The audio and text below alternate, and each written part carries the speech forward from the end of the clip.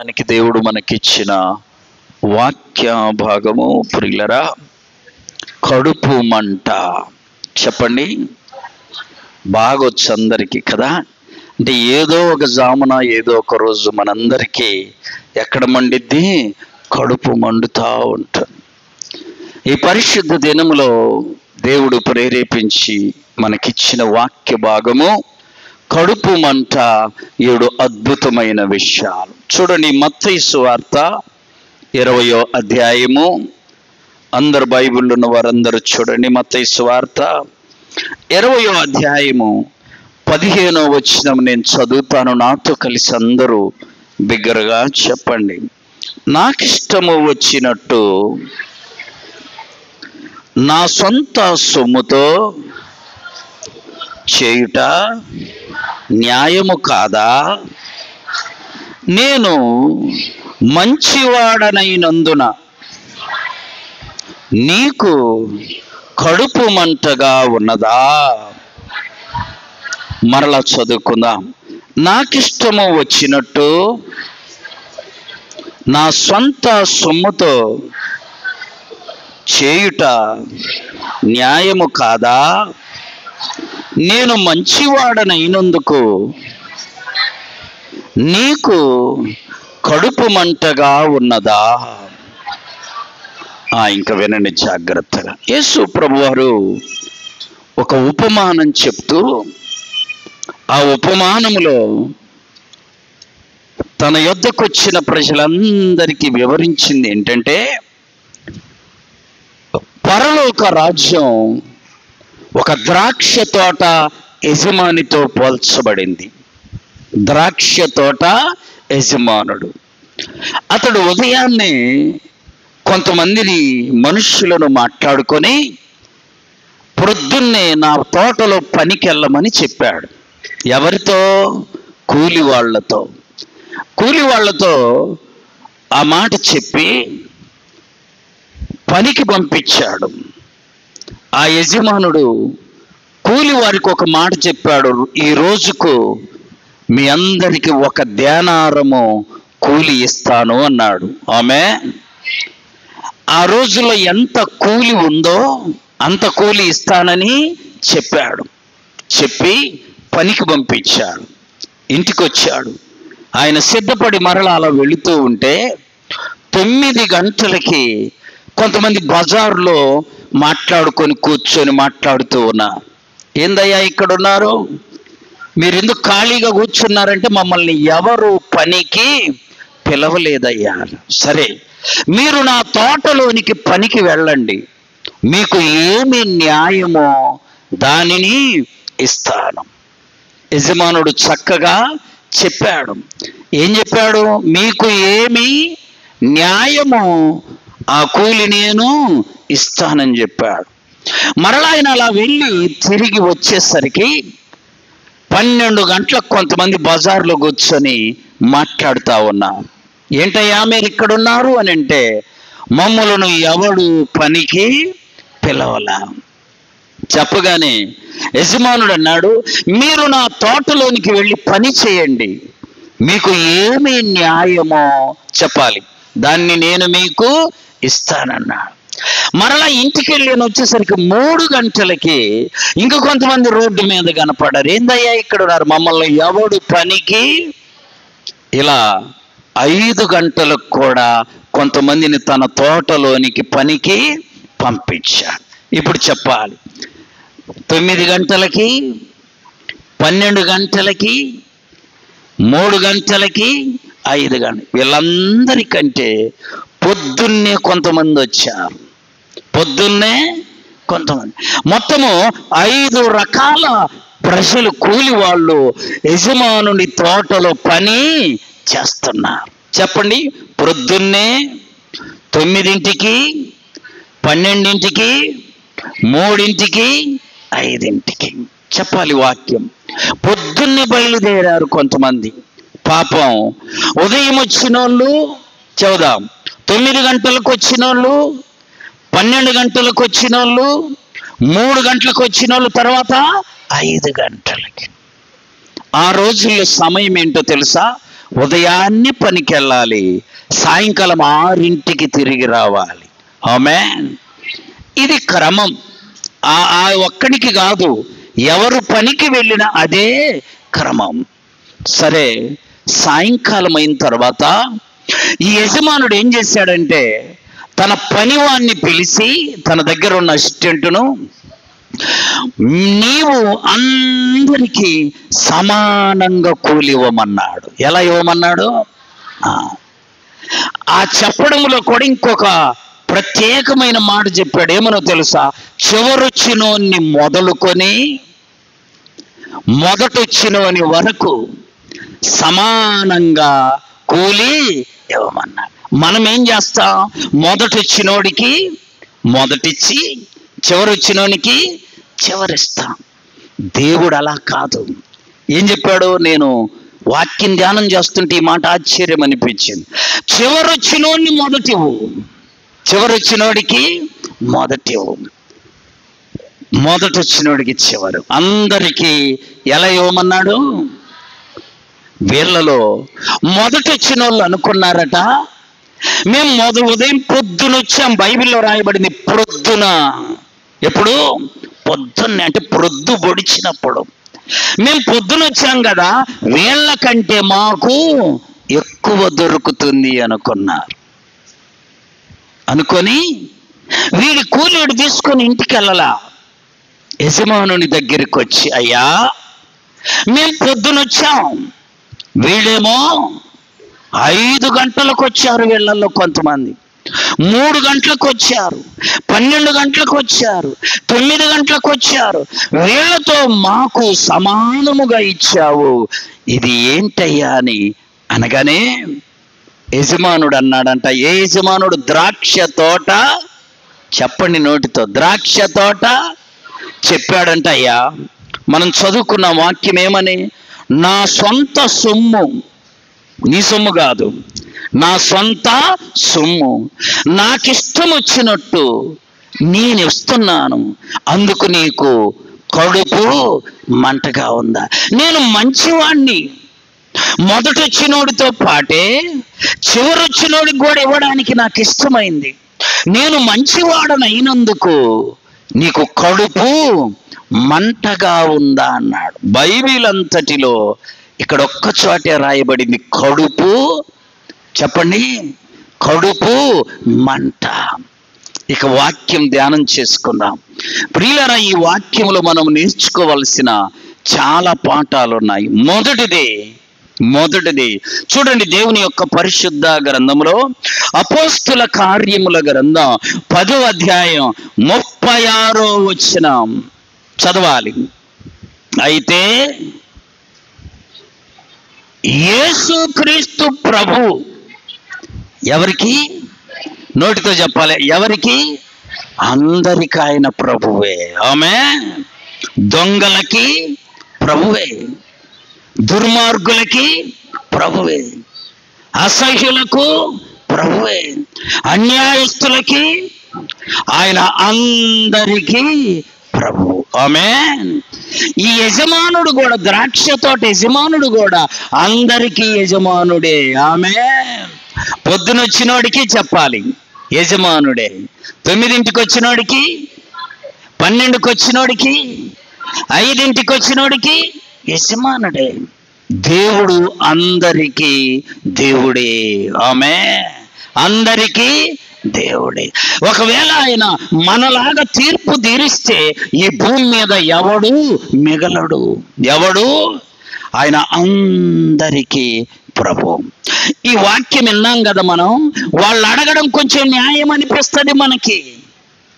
పొద్దున్నే వచ్చిన వాళ్ళు అడిగారే, అలా అడగడం మనకి ఏమనిపిస్తుంది అంటే, చెప్పండి, న్యాయమేగా, పాపం పొద్దునొచ్చారు, వీళ్ళేమో 5ంటికి వచ్చారు, ఎంత పని చేశారు? 1 గంటే పని చేశారు. వాళ్ళు అడగడం న్యాయమే లేదు. సైతానుగాడి లాంటి ఆలోచన తెప్పిస్తాడు. పాపము ఆమె జరక్క తప్పు చేస్తుంది, సైతానుగాడు తెప్పిస్తాడు ఈ ఆలోచన. పాపం వాడికి ఏమి లేక దొంగతనం చేశాడు, సైతానుగాడు తెప్పిస్తాడు ఈ ఆలోచన. తెలుసా, సైతాను మనకు తెప్పించే ఆలోచన ఒక్కొక్కసారి న్యాయంగా కనపడిద్ది, ఆమె ఎలా కనపడద్ది? పోన్లయ్యా వాడికి తిండికి లేక దొంగతనం చేశాను చెప్పాడా నీకలా? నిన్ను తిండికి చంపుతాడా దేవుడు? చంపడు. అసలు ఆయన ఉన్నాడని నువ్వు గుర్తుపెట్టుకుంటున్నావా? లేదు. ఆయన ఉన్నాడని నువ్వు ఆయన అడుగుతున్నావా? లేదు. నువ్వు అడగకుండా నీ ఇష్టానుసారంగా నీవు జీవించి దొంగతనం చేసి పోన్లే లేక దొంగతనం చేస్తాను, నీ జీవితంలో ఎన్నడూ నీవు ఆ మాట అనుకోకూడదు. ఆమె వినండి, ఇప్పుడు ఒక తండ్రికి 4 బిడ్డలుంటే ఒక బిడ్డ నడవలేని బిడ్డ ఉన్నాడు అనుకో. ఏ బిడ్డ? ఆ నడవలేని బిడ్డని వదిలేయడు తండ్రి. ఆమేన్, ఆమేన్.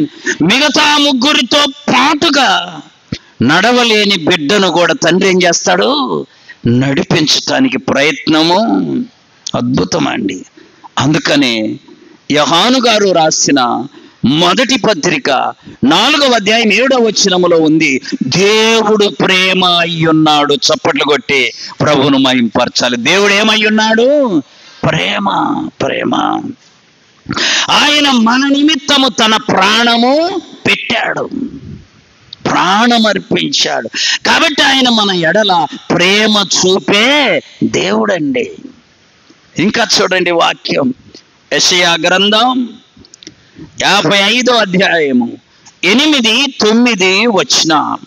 యెషయా 55, 8, 9 వచన. నా తలంపులు మీ తలంపుల వంటివి.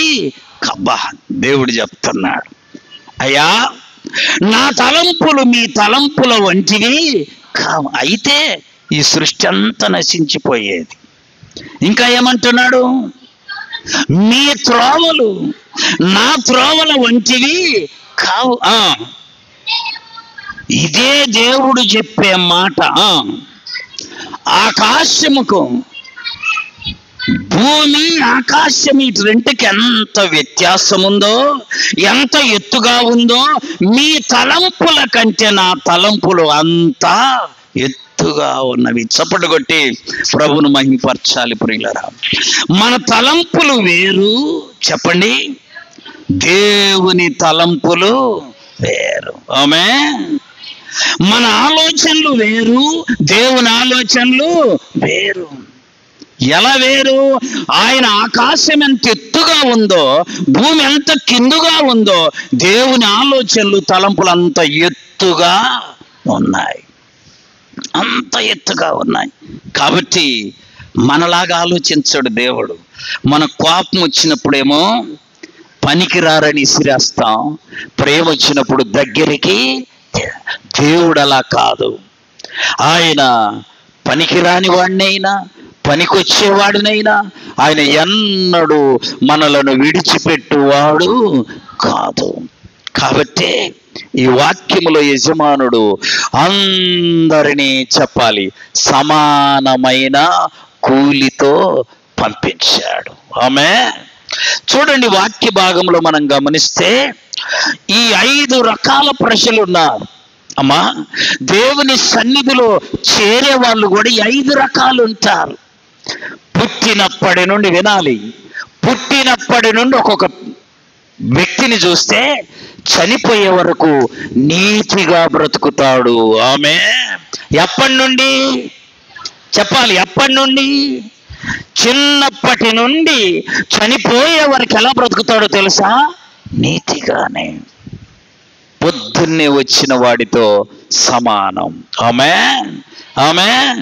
ఇంకా కొంతమంది కొంతకాలం పుట్టి కొంతకాలం అయినాక యవ్వన ప్రాయంలో దేవుని యొద్దకు వచ్చి మంచిగా బ్రతుకుతారు. వీళ్ళు 9 గంటలకు వచ్చిన వారితో సమానం. తర్వాత 12 గంటల మధ్య వయసులో మార్పు చెందుతారు కొంతమంది. వీళ్ళు ప్రభు యొద్దకు వచ్చినప్పటి నుండి చివరి వరకు నమ్మకంగా ఉంటారు. వీరు కూడా ప్రభువుకు ప్రియమైన, చెప్పాలి, ప్రియమైన. మనమైతే ఈ 50 ఏళ్ళ దాకా ఆడాడో తిరిగి వచ్చి ఇప్పుడు వచ్చావా పో అని అంటాం. అందుకే దేవుడు అన్నాడు, మీ తలంపులు చెప్పాలి, నా తలంపుల వంటివి కావయ్యా, కావు. ఆలోచించండి, జాగ్రత్తగా వినండి.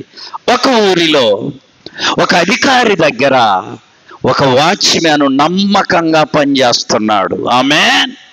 ఒక అధికారి దగ్గర ఒక వాచ్మ్యాన్ నమ్మకంగా పనిచేస్తున్నాడు, చాలా నమ్మకంగా పనిచేస్తున్నాడు. ఈ యజమానుడట, ఈ అధికారి ఆ వాచ్మ్యాన్తో చెప్పాడయ్యా, ఒక స్థలము కొందాం, ఇల్లు కట్టిద్దాం, నేను అన్నీ తీసుకొచ్చిస్తా, నువ్వు నమ్మకంగా దగ్గరుండి ఏం చేయాలి, కట్టించాలి, నీకు కొంత సహాయము చేస్తా అని చెప్పాడు. ఈ వాచ్మ్యాన్ నమ్మకంగా ఉన్నాడు. ఉండి ఒక ఇల్లు కట్టారు, కొంత లాభం వచ్చింది. ఆ లాభంలో ఆయన తీసుకొని పెట్టుబడి అంతా అయింది కదా, ఇతనికి కూడా కొంచెము ఇచ్చాడు, సంతోషపడ్డాడు. ఇలా ఇంకొక ఇల్లు ఇలా కట్టుకుంటూ వెళ్ళారు. చాలా ఆశీర్వదించబడ్డారు. ఆమేన్. అతను ఆశీర్వదించబడ్డాడు. ఆశీర్వదించబడిన కొలది ఇతనికి కూడా కొంత సహాయము చేస్తున్నాడు. బాగుందా అమ్మ? చెప్పండి, ఎలా ఉంది? బాగుంది. ఆ ధనవంతుడు, ఈ వాచ్మెన్ ఇద్దరు నమ్మకంగా ఉన్నారు. తర్వాత ఇంకా కొన్ని ఇల్లులు కట్టి చమ్మడం ద్వారా చాలా ఆదాయం వచ్చింది. వచ్చేసరికి ఈ అధికారి ఆ వాచ్మెన్ వైపు చూసయ్యా, నీకు ఇల్లుందా? లేదయ్యా. ఏం చేశావు? అయ్యా, పిల్లలను చదివించుకున్నా, మేము బ్రతికేసరికి నువ్వు ఇచ్చిన సహాయము సరిపోయిందయ్యా, మాకేమీ మిగళ్ళ, నాకు ఇల్లు లేదు. అవునా, సరే, నమ్మకంగా ఉన్నావు, దేవుడు నీకు సహాయం చేస్తాడులే అని చెప్పాడు. విన్నాడు, బాగానే ఉంది. ఇక కొద్ది రోజుల తర్వాత మరల అధికారి తన దగ్గరికి వచ్చాయా, ఇంకొక మంచి ఇల్లు కడదాం. ఏ ఇల్లు చెప్పండి అమ్మ? ఏ ఇల్లు? మంచి ఇల్లు కడదాం.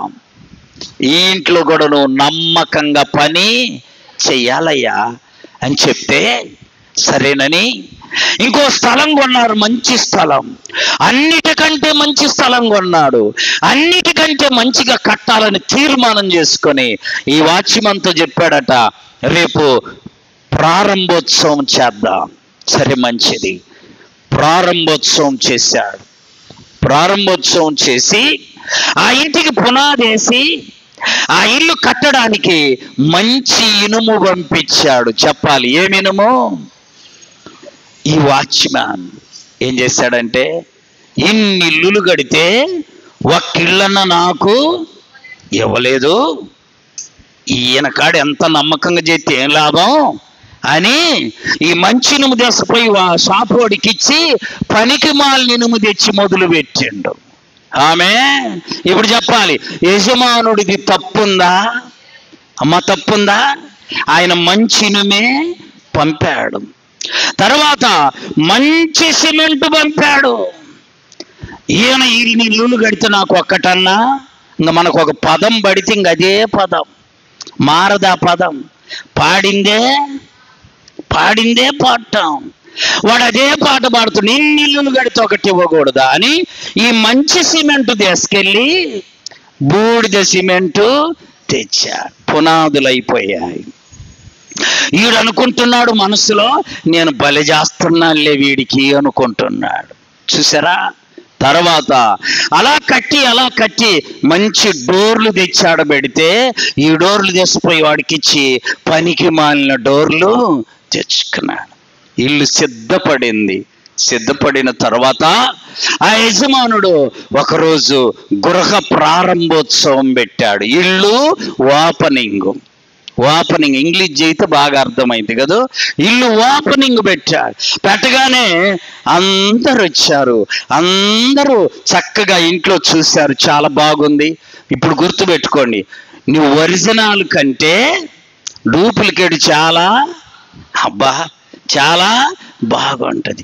ఒరిజినల్ బంగారం కంటే పనికి మాలిన వస్తువులు ఉంటాయి, బంగారమును మించి కనపడతాయి. అందరూ చూసి మంచి పెట్టావాయా, మంచి కట్టావాయా అయిపోయింది. ఓపెనింగ్ అయిపోయిన తర్వాత ఆ ఇల్లు తాళం వేసి ఆ యజమానుడు అంట ఆ తాళపు చెయ్యి వాచ్మ్యాన్కు ఇచ్చాడు. ఈ ఇల్లు ఈ రోజు నుండి నీదయ్యా. చూసారా? ఆ మాట చెప్పగానే వరి వరి వరి మంచి ఇనుము చెప్పండి వెయ్యలేదు, మంచి సిమెంటు నాకు అనుకోలేదే, ఇది ఉడుకొనుక్కున్నానే అని దాంట్లో పండుకొని పైకి చూస్తేనంట గుండెలు, వర్షం వచ్చిందనుక వీడికి గుండెలు కొట్టుకుంటూ. ఎందుకని? కూలి. ఒకరోజు యజమానుడు వచ్చాడంట, అయ్యా కొత్త ఇంట్లో బాగుంటున్నావా? బాగుంటున్నా కానీ ఇంకా చెప్పలేడు ఆ నుంచి కదా. వర్షం వచ్చిందయ్యా, నీకేం కొత్త ఇల్లు, నీకేం కాదు, పడుకుంటున్నా కానీ ఇంకక్కడి నుంచి ఏం చెప్పలేడు. నిద్ర. ఎందుకు?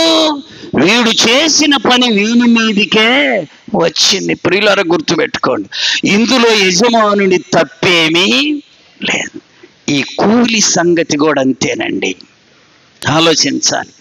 ఆ యజమానుడికి తెలుసు. పొద్దున్నే పిలిచిన వారు వచ్చి ఈయనతో అంటున్నారట, అయ్యా మేము ఉదయం వచ్చాం కదా, వీళ్ళు 5ంటికి వచ్చారు కదా, వీళ్లతో మాకు సమానంగా ఇచ్చావే అనగానే యజమానుడు అన్నాడు, లేనోడికి ఇన్ని ఆలోచనలు వస్తే ఉన్నోడికి రావా? ఆయన ఏమన్నాడు తెలుసా? స్నేహితుడా, నేను నీకు ఉదయం పనికి పిలిచినప్పుడు ఏం చెప్పా? ఒక రోజుకు 1 దేనారం ఇస్తానన్నాను, నువ్వు సరే అన్నావు, ఒప్పుకున్నావు, పనికి వచ్చావు. నీకు 1 దేనారము ఇచ్చానా లేదా? ఇచ్చావయ్యా. మరి నీకు ఇచ్చినట్టే వాళ్ళకు కూడా ఇస్తున్నా. సొమ్ము ఎవరిది? అమ్మ సొమ్ము ఎవరిది? నా సొంత సొమ్ము నా ఇష్టం వచ్చినట్టు చేయడం నీకు కడుపు మంటగుందా? నేను మంచోడిని అయినందుకు నీ కడుపు మంటగా ఉందా? చూడండి, ఒక్కొక్క మాట ధ్యానం చేసుకుందాం ప్రియులారా. మొదటిది, సమానంగా ఇచ్చే దేవుడు. ఆమె ఎలా ఇస్తాడు ఆయన? ఆయనకు నువ్వని, నేనని, బలమున్నోడని, బలము లేనోడని, ధనమున్నోడని, ధనము లేనోడని, అందగాడని, అందము లేనోడనే తేడా ఆయనకుండదు. ఆయన దృష్టిలో చెప్పాలి, అందరూ సమానులే. నువ్వేం భయపడమాక. పరలోకములో ఈ తేడాలు ఉండవు. పరలోకములో ఈ తేడాలు ఉండవు. నీవు ధనవంతుడైనా నీవైనా ఇద్దరు ప్రభు దృష్టికి చెప్పాలి సమానులే. ఈ భూమి మీద కానీ ఈడు మావోడు, ఈడు వాళ్ళోడు, ఈడు బాగున్నాడు, వాడు బాగలేడు, వీళ్ళు అందంగా ఉండరు, వాళ్ళందరూ, ఇవన్నీ ఇక్కడే. దేవుని ఎదుట నిలువబడే పరలోకములో తేడా ఉండదు. అందరూ చెప్పాలి సమానులు. ఆమె దేవుని దృష్టికి అందరము సమానమే. కాబట్టి నువ్వు అందగాన్ని చూసి నువ్వు బాధపడాల్సిన పనిలా, లేకపోతే ధనవంతుని చూసి నువ్వు బాధపడాల్సిన పని లేదు, లేక నీకంటే బాగున్న వాళ్ళను చూసి బాధపడాల్సిన పని. ఎందుకో తెలుసా? దేవుని దగ్గర ఒక దినాన మనం ఉండబోతున్నాం. అప్పుడు ఆయన దృష్టిలో చెప్పాలి చప్పట్లు కొడుతూ ప్రభువుని, ఆయన దృష్టిలో మనం అందరము సమానులం. ఆమేన్. రెండవ మాట చూడండి ప్రియులారా, దేవుని యొక్క పరిశుద్ధ గ్రంథంలో ఈ ఉదయం వచ్చిన వాళ్ళు 20వ అధ్యాయం 10వ వచనంలో, ఉదయాన్ని అంటే పొద్దున్నే వచ్చిన వాళ్ళు ఎక్కువ వస్తుందని ఆశపడ్డారు. ఎక్కువ ఇస్తానని ఆయన చెప్పలా. ఎక్కువ ఇస్తానని ఆయన చెప్పలే. ఏం చెప్పాడు? ఈ రోజుకు మీకు ఒక దినానికి 1 దేనారం ఇస్తా, కూలి అంతే కదా, అంతే, మీరు వెళ్ళండి పని చేయండి, మీకు ఎక్కువ ఇస్తాననే సంగతి ఆయన చెప్పలా. అయితే ఎక్కువ ఇస్తానని ఆయన చెప్పకపోతే వీళ్ళు ఏం చేశారు? ఎక్కువ వచ్చిద్దని ఆశపడ్డారు. ఆశపడడం నీ తప్పు కానీ యజమానుని తప్పు కాదు. కొంతమంది చూడండి, దేవుడు వారికి ఇచ్చిన దానితో తృప్తి పడకుండా ఆశపడతారు. అది మంచిది కాదు. దేవుడికి తెలుసు నీకేమి ఇవ్వాలో, ఎప్పుడు ఇవ్వాలో ఆయనకు బాగా తెలుసు.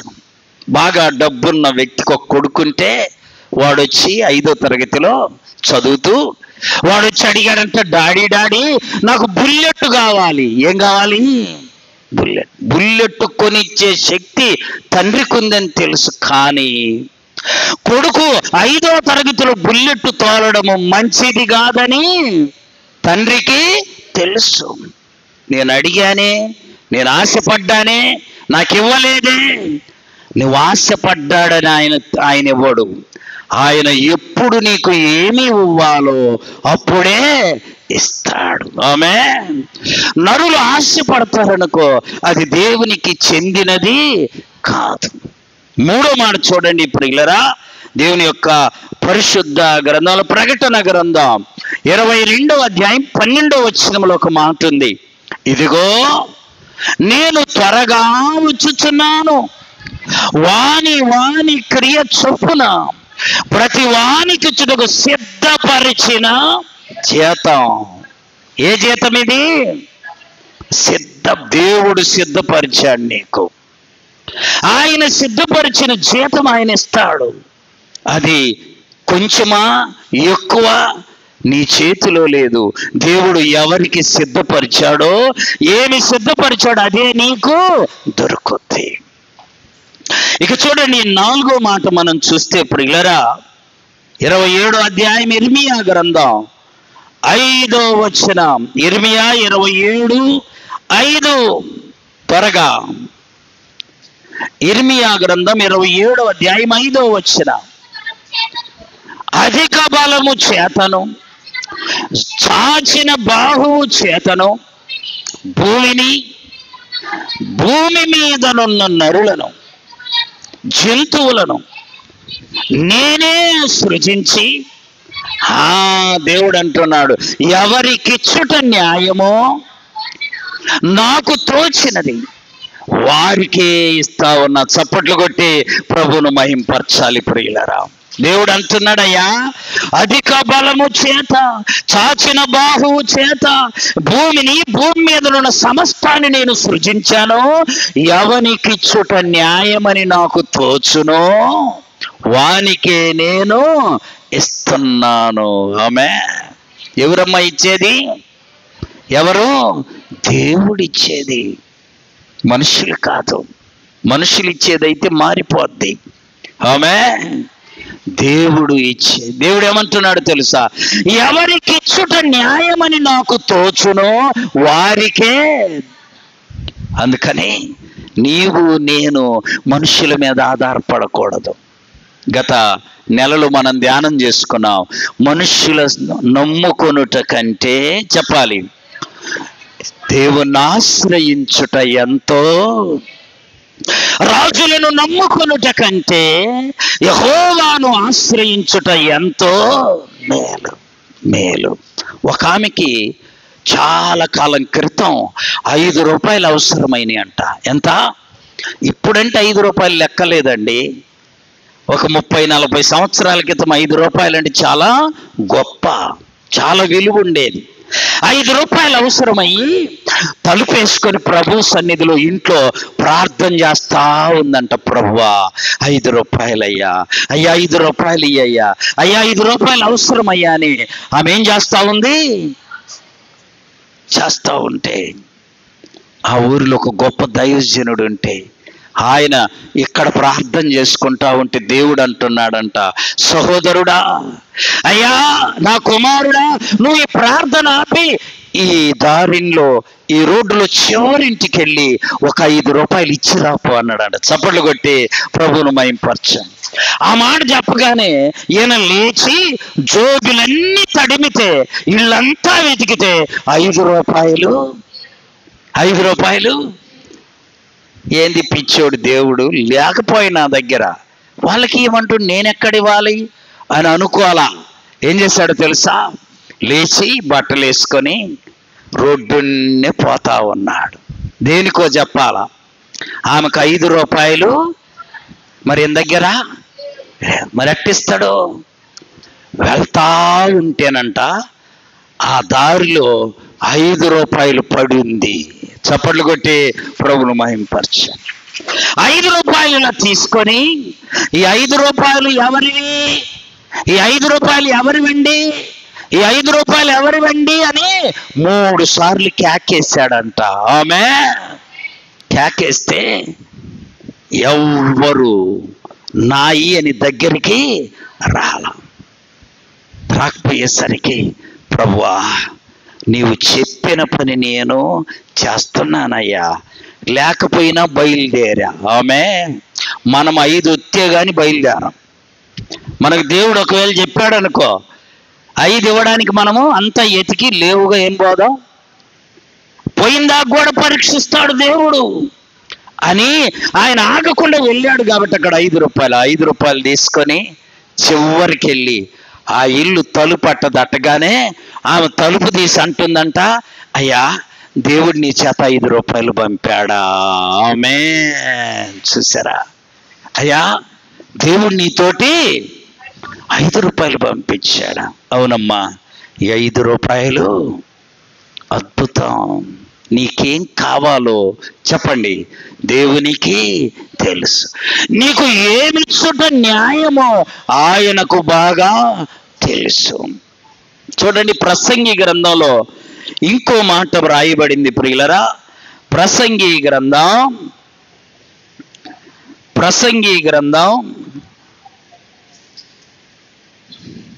3వ అధ్యాయం 11వ వచనం, దేని కాలమునందు అది చక్కగా ఉండునట్లు సమస్తము కూడా ఆయన నిర్ణయించి నియమించి ఉన్నాడు. ఆమె నీకు ఎప్పుడు ఇవ్వాలి ఆయన బాగా తెలుసండి. 5 రూపాయలు ఇచ్చి ఈయన రూముకి వచ్చి అప్పుడు 1 గంట సేపు దేవుని సన్నిధిలో ఏడ్చాడంట. ఎందుకో తెలుసా, లేకపోయినా బయలుదేరానయ్యా, నీ మాట విని నా దగ్గర 5 రూపాయలు లేవని ఆగిపోయి ఉంటే నాకు శాపము వచ్చేది. కానీ లేకపోయినా నువ్వు ఇప్పించగలిగిన దేవుడు. ఆకాశ గగనాలను నీ జానతో కొలిచితివి, ఆకాశ గగనాలను నీ జానతో కొలిచితివి, శూన్యములో ఈ భూమిని శూన్యము వ్రేలాడదీసిన నా యేసయ్యా, శూన్యములో ఈ భూమిని వ్రేలాడదీసిన నా యేసయ్యా, నీకే వందనం, నీకే వందనం, నీకే వందనం. నజరేయుడా యేసయ్యా, ఎన్ని యుగాలకైనా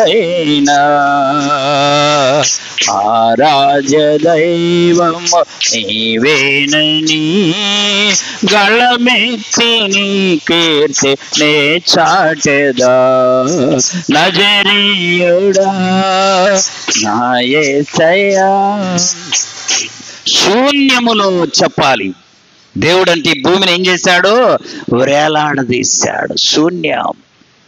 బైబిల్లో ఆ మాట రాయబడితే సైంటిస్టులు చాలా కాలానికి కనుక్కున్నారు, భూమి గుండ్రముగా ఉంది, తన చుట్టూ తాను తిరుగుతా ఉంటుందని. శూన్యములో ఉన్నాం మనం. దేవుడు ఏమీ లేని స్థితిలో నుండి బహుధైర్యంగా చెప్పాలి, అన్నీ ఉన్నవానిగా నిన్ను చేయునుగాక. ఏమీ లేని పరిస్థితిలో నుండి ఆయన నీకు సమస్తము ఇచ్చునుగాక. చూసారా ప్రియులరా, ఆమెమో అక్కడ ప్రార్థన, ఈయనేమో ఇక్కడ ప్రార్థన. వెళ్ళి డబ్బులు ఇచ్చిరా, పిల్లని దగ్గర డబ్బులు లేవు. డబ్బులు లేవు, ఏందయ్యా ఇట్ట చెప్పావు అనుకున్నాడా, అనుకోవాలా? దేవుని ప్రతి కార్యములో ఒక అద్భుతం ఉంటుంది ప్రియులరా. దేవుడు పలికే ప్రతి మాటలో ఒక అద్భుతము ఉండేది. కాబట్టి ఏమీ లేవు, ఏమీ లేవు. ఎలా అనుకోమాక, అన్నీ ఉన్నవానిగా నిన్ను చెయ్యగలిగిన దేవుడు, మనం ఆరాధించే దేవుడు. చూడండి 5వ మాట దేవుని యొక్క పరిశుద్ధ గ్రంథంలో మత్తయి సువార్త 20వ అధ్యాయం 8వ వచనములో, చివర వచ్చిన వారు మొదలుకొని మొదటొచ్చిన వారి వరకు. దేవుని దృష్టిలో నువ్వు చనిపోయే ముందు రక్షింపబడినా ఆడు కూడా దేవుని రాజ్యానికి వారసుడవుతాడు. శిలువ మీదనున్న దొంగ ఎప్పుడు రక్షింపబడ్డాడు? అమ్మా, ఇంకో కొద్ది క్షణాల్లో చనిపోతాడనగా అప్పుడు ప్రభువుని అంగీకరించాడు. యేసు అనగా రక్షకుడా, నీవు నీ రాజ్యముతో వచ్చేటప్పుడు నన్ను జ్ఞాపకము చేసుకో అనగానే ప్రభు అన్నాడయ్యా, నేడే నీవు నాతో చెప్పండి పరదైస్సులో ఉంటావు. ఆమేన్. నేను మొదటే చెప్పా, కాళ్ళు లేని బిడ్డైనా తండ్రికి ఒకటే, అన్నీ ఉన్న బిడ్డైనా ఒకటే. ఇద్దరు సమానులే, కానీ కాళ్ళు లేవని వారిని తక్కువ చూపు ఏ తండ్రి ఏ తల్లి చూడడు. అదే ప్రేమ కలిగిన దేవుడు నీ ఎడల నా ఎడల కూడా అలాంటి ప్రేమనే చూపిస్తూ ఉన్నాడు.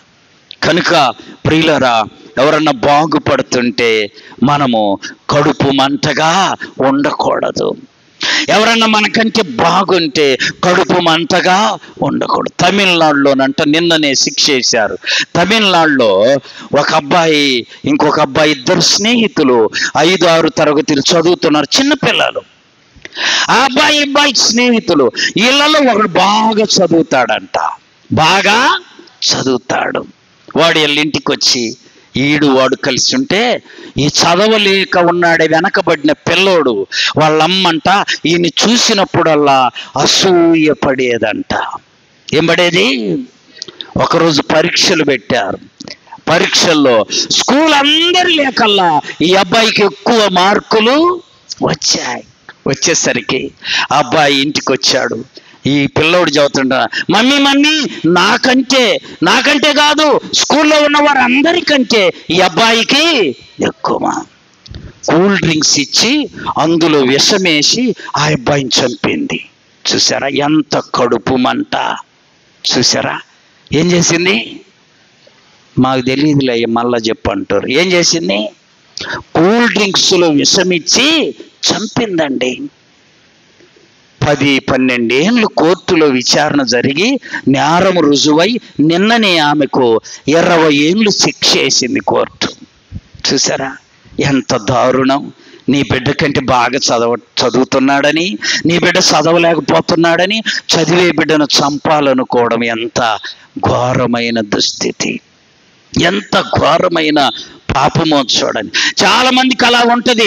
ఒకళ్ళు వాళ్ళకంటే బాగుంటే తట్టుకోలేరు, ఒకళ్ళు వాళ్ళకంటే బాగా ఉంటే ఓర్చుకోలేరు. దాన్ని బైబిల్ ఏమి రాయబడింది? కడుపు మంట. నీకు ఒప్పుకున్న కూలి నీకు ఇచ్చాడా లేదా? దేవునికి తెలుసు ఎవరికి ఏమి ఇవ్వాలో, ఎవరికి ఇచ్చుట న్యాయమో చెప్పండి, వారికి ఆయన ఇస్తా ఉన్నాడు. ఇచ్చేవాని వైపు చూడాలి, అంతేగాని పుచ్చుకునేవాని వైపు చూడకూడదు. ప్రియులరా ఎంత బాధ! అది చదివితే నాకు చాలా బాధ వేసింది. అంటే వీళ్ళ పిల్లోడి కంటే ఆ పిల్లోడు బాగా చదువుతుంటే చంపుతారా? మనుషుల్లో చూడని ఎంత దుర్మార్గపు ఆలోచనలో. ప్రియులరా ఆ కోర్టులో ఆ జడ్జి విచారించి నేరం రుజువయ్యేసరికి 20 ఏళ్ళు శిక్ష వేశాడు. చూసారా, ఇది మనకు తెలిసింది, పేపర్లో పడ్డది, బయటికి వచ్చింది. రానివి ఇంకా ఎన్నున్నాయో. ఇంకొక ఆమె 2 స్నేహితులట. ఆమె ముఖము కంటే అందంగా ఉండి, దాని ఏముంది? కొంతమంది ముఖం బాగా చెప్పండి అందంగా, దానికి మనం ఏం చేద్దాం? దేవుడు ఆమెకు అందం ఇచ్చాడు. ఈ పక్కింటి ఆమె ముఖం చూసినప్పుడల్లా అసూయ కడుపు మంట. ఒకరోజు ఆలోచించి సైతం చూడండి ఏం చేసిందో. ఆలోచించి ఇదిగో మా ఆయన మంచి పౌడర్ తెచ్చాడు, ఇంకా అందంగా ఉంటావు. ఎలా ఉంటావు? ఏమైనా చేస్తారు దానికోసం, కొంతమంది అందం కోసం అని చెప్పేసరికి నమ్మి ఆ పౌడర్ తీసి రాసుకుంటే తోలంతా ఊడొచ్చిందంట. ముఖం మీద ఉన్న స్కిన్ ఉందే, ఈ శరీరం అంతా ఏమైంది? గొడవలైన కొట్లాట్లైన ఎందుకు ఇలా మరి నాకంటే నీ ముఖము ఓమ్మో చూసారా ఎంత కడుపు మంట. చాలా చోట్ల కనపడుతుంటారు ఇలాంటి వాళ్ళు. మనకంటే కొంచెం బాగుంటే తట్టుకోలేని వారు. వీళ్ళందరూ సైతాను సంబంధులు. ఆమేన్. ఎవరి బిడ్డలు? సైతాను కూడా నువ్వు బాగుంటూ ఓర్చుకోలేవు, నువ్వు బాగుపాడి ఓర్చుకోలేదు, నువ్వు ప్రార్థన చేస్తూ ఓర్చుకోలేదు, నువ్వు పరిశుద్ధంగా ఉంటే ఓర్చుకోలేదు. చూసారా? అలాగే ఆమె ఆ శరీరం అంతా ఊడిపోయి ఇప్పుడు అందహీనంగా తయారైపోయింది. చూసారా? చూసారా? కడుపు మంట దీనికి కారణం. 5వ మాట ఉంది చూడండి ఇప్పుడు ఇలారా. 5వ మాట మత్తయి సువార్త 5వ అధ్యాయం 43వ వచనం నుండి చదవాలి. మత్తయి సువార్త 5వ అధ్యాయం 43వ వచనం నుండి. మీ పొరుగు వారిని ఏం చేయాలి? అమ్మ చెప్పండి, అందరు ఒక్కసారి చెప్పండి. చేసినా చేయకపోయినా నోటితోనే చెప్పండి. మీ పొరుగు వారిని. కొంతమంది చెప్పాల, నువ్వేమన్నా చెవుదువయ్య అది మాత్రము అన్నట్లుగా. చూసారా? ప్రభువారు మత్తయి సువార్తలో 5వ అధ్యాయంలో సువార్త ప్రారంభించి ఆయన చెప్పిన మాట ఏంటో తెలుసా? నీ పొరుగు వారిని ప్రేమించి నీ శత్రువును ద్వేషించమన్న మాట మీరు విన్నారు కదా. నేను మీతో చెప్పేది ఏంటంటే, మీరు పరలోకమందున్న తండ్రికి బిడ్డలు కావాలంటే మీ శత్రువులను ప్రేమించండి. చెప్పాలి. ఎవరిని? శత్రువులను ప్రేమించాలి. మిమ్ములను హింసించు వారి కొరకు ప్రార్థన చేయాలి. ఆమేన్, ఆమేన్. ఒక ఆమెకు బాప్తిస్మం ఇస్తుంటే అమ్మా పాపక్షమాపణ పొందుకొని యేసయ్యను ప్రభువుగా అంగీకరించి మందిరానికి వస్తూ ఉంటే సేవకుడు ఆమెకు బాప్తిస్మం ఇస్తా ఉంటే ఒకేళ్ళు ఇట్ట పట్టుకుందంట. అన్నీ మునిగినాయి అంట. చెప్పాలి. ఈ 7 వరకు మునగనీయకుండా అట్టు పట్టుకుందంట. ఏందమ్మా ఆ 7 వరకు అట్టు పెట్టుకున్నావు అంటే, ఇంకొక్కడి మీద నాకు కక్ష ఉందయ్యా, అది తీరు నాకు 7 కూడా మునగనిస్తాను. చూసారా? మనిషి అంతా మునిగిందంట, చెయ్యి మాత్రం ఇట్లా పెట్టున్నది, 7 వరకు చూసుకుంటా ఉంది. ఏందమ్మా 7 అట్లా? ఒక్కళ్ళ మీద నాకు చెప్పండమ్మా కక్ష ఉంది. ఈ మునిగితే నువ్వు ఇంకేం చెయ్యకూడదు అన్నావు కదా, ఒక్కడి మీద తీర్చుకున్నాక అప్పుడు 7 కూడా ఇదా? ప్రభు ఏం చెప్పాడో తెలుసా? నిన్ను హింసించు వారి కొరకు చెప్పాలి ప్రార్థన చేయండి, ప్రార్థన చేయండి. ప్రియులారా, ఒకడు మా ఇంటికి వెళ్ళే దారిలో బండి అడ్డం పెడతాడు. రోజు వెళ్ళేటప్పుడు వచ్చేటప్పుడు బాధ వేసిద్ది. బాధ వేయగానే ఒక వాక్యం గుర్తొస్తుంది. ఏమని తెలుసా? హింసించు వారి కొరకు. సంవత్సరం అయిపోయిన తర్వాత కావాలని ఆడబెట్టి చూస్తుంటాడు, ఏం చేస్తాడో గొడవ ఆడదామని. నేనేమీ చేయలా. తెలియకుండానే ఎవడో వచ్చి ఆ పెట్రోల్ పైపు లాగి చెప్పాలి అగ్గిపుల్లి పెట్టి నిప్పేస్తే కాలిపోయి నాకు ఒక రోజు ఉదయాన్నే నేను అలా వాకింగ్కి వెళ్తుంటాడు వచ్చి చెప్తున్నాడు, అయ్యా నిన్ను బాధ పెట్టాలని. ఎవరినంట? నన్ను బాధ పెట్టడానికి బండి ఆడబెడితే ఎవడో కాల్చేశాడయ్యా, నన్ను కాల్చింది ఎవడో నాకు తెలియదు, అగ్గేసింది ఎవడో నాకు తెలియదు, నన్ను క్షమించాయ్యా. వాడే ఏమయ్యాడు? పశ్చాత్తాపము చెందాడు. ఒక్క మాట అనాలనిపించేది కానీ చూద్దామని ఒక మాట ప్రార్థన చేసేవాడిని. ప్రభువా వానితో నువ్వు మాట్లాడయ్యా, ఆమేన్, వాడితో నువ్వు మాట్లాడయ్యా, ఇలా అడ్డం పెడుతున్నాడయ్యా, మేము అట్లా పక్కకి తిరిగి వెళ్ళాల్సి వస్తుందయ్యా అని ప్రార్థన చేస్తే బండే లేకుండా, చెప్పండి అమ్మ గట్టిగా, బండే లేకుండా చేశా. కొద్ది కాలం అయినాక నన్ను క్షమించమన్నాడు, అయిపోయింది. కొద్ది కాలం అయినాక ఒక అద్భుతం ఏంటో తెలుసా? అయ్యా బండి కొనుక్కోబోతున్నా, కొనుక్కోమంటావా? చెప్పాలి. నన్ను అడుగుతున్నాడు. ఎంత అద్భుతం అండి! కొనుక్కోమంటావా? అది నీ బండి, నీ డబ్బులు నువ్వు కొనుక్కయ్య అంటే వాడు అంటున్నాడు మళ్ళా కాలిపోద్దేమని. ఎప్పుడు కాలుద్దో తెలుసా? ఒకరికి అడ్డము పెట్టిన, ఒకరిని ఇబ్బంది పెడితే కాలిద్దయ్యా. మా అందరి బండ్లు గాల్లా, నీ బండే కాలింది. ఎందుకో తెలుసా? నువ్వు అనేక మార్లు అంటే అంటుడు నిన్ను బాధ పెట్టిన, నిన్ను బాధ, నీకడ్డం పెట్ట. జాగ్రత్త. మన దేవుడు సెలవిచ్చే మాట, నిన్ను హింసించు వారి కొరకు చెప్పాలి, ప్రార్థన చేయాలి, ప్రార్థన చేయాలి, ప్రార్థన చేయాలి. మన దగ్గర కూడా కొంతమంది నేను ఎన్నడూ పలకరించకపోయినా వాళ్ళు వచ్చి పలకరించినప్పుడు నాకు చాలా బాధ వేసింది. అబ్బో, వీళ్ళను ముందుగానే నేను పలకరించుంటే ఎంత బాగుండు. ఆమేన్. ప్రభువు బిడ్డలం ప్రియులరా, ప్రభువు బిడ్డలం, ప్రభు యొక్క మాదిరి చూపుదాం. ప్రభు బిడ్డలుగా కడుపు మంటను కాల్చేద్దాం. కడుపు మంట ఉండకూడదు. నీకంటే ఎవరైనా బాగుంటే వారి మీద నీ కడుపు మంట ఉంచుకోమాక. దేవా, నన్ను కూడా పైకి లేవనెత్తయ్యా అని ప్రభువుని అడుగు. ఆమేన్. 6వ మాట చూడండి ప్రియులరా, యోబు గ్రంథం 34వ అధ్యాయం 10వ వచనం నుండి 12వ వచనం వరకు చదవాలి. విజ్ఞానము గల మనుషులారా, నా మాట ఆలకించండి.